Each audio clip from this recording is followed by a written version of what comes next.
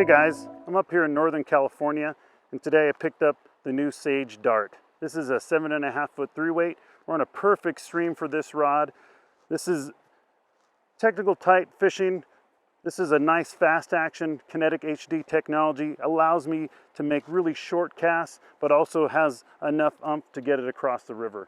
I have paired this with the Rio Creek series line. This is a weight forward line, 30-foot head that allows me to make those short technical casts, bow and arrow casts if I need to get one under a tree.